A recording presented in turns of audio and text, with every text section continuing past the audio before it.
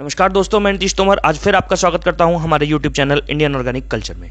दोस्तों, आज हम जिस टॉपिक के बारे में बात करेंगे वो है DAP, di ammonium phosphate.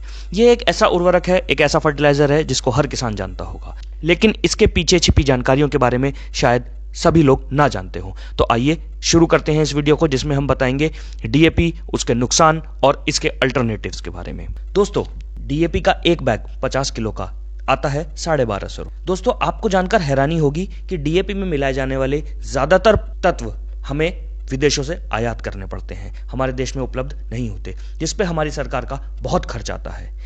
1 kilo DAP को बनाने में लगभग 50 रुपए खर्च होते हैं, लेकिन किसानों तक उसे 25 रुपए प्रति किलो की दर से ही पहुंचाया जाता है।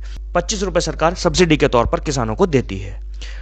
पूरे साल में लगभग 15,000 करोड़ का खर्च सरकार के ऊपर आता है इस सब्सिडी को किसानों तक पहुंचाने में। तो दोस्तों, इसका इतना अतिरिक्त बोझ हमारी सरकार उठाती चली आ रही है सिर्फ किसानों को सब्सिडाइज्ड रेट में डीएपी मुहैया कराने। डीएपी एक फॉस्फेटिक सिंथेटिक फर्टिलाइजर है, इसके अन्य रूप भी हैं, एमएपी, एसएसपी, इन सब पे भी सब्सिडी सरकार देती है।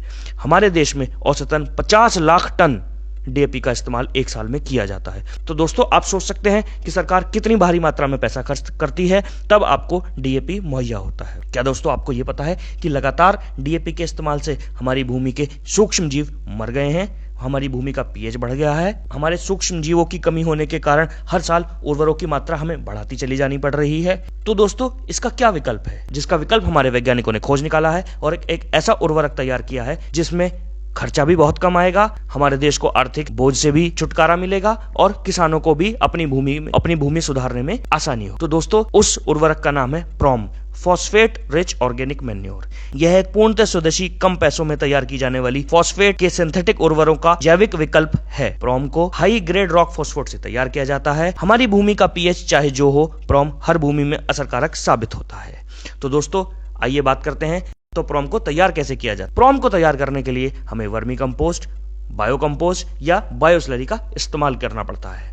प्रॉम को तैयार करने के लिए हमें रॉक फॉस्फेट, जो कि फॉस्फेट के पहाड़ों से निकाला जाता है, उसको वर्मी कंपोस्ट, बायो कंपोस्ट या बायोस्लरी में मिलाया जाता है। इसके बाद इसमें पीएसबी, फॉस्फेट सोल्युबलाइजिंग बैक्टीरिया, जो कि एक जैव उर्वरक है, इसको मिलाया जाता है और 4 से 5 दिन के लिए रख दिया जाता है, ताकि पीएसबी जो हमने मिलाया है वो मल्टीप्लाई हो जाए। इसके बाद इसमें नाइट्रोजन की पूर्ति के लिए एजोटोबैक्टर, जो एक और जैव उर्वरक है, उसको मिलाया जाता है और 5 से 6 दिन के लिए रख दिया जाता है। तो दोस्तों, आपने देखा कि किस तरीके से फॉस्फेट की मात्रा को पूरी करने के लिए और नाइट्रोजन की मात्रा को पूरी करने के लिए हमने अपने जैव उर्वरकों का इस्तेमाल किया और एक अच्छी फॉस्फोरस के विकल्प की एक उर्वरक हमने तैयार कर लिया, जिसका नाम प्रॉम है।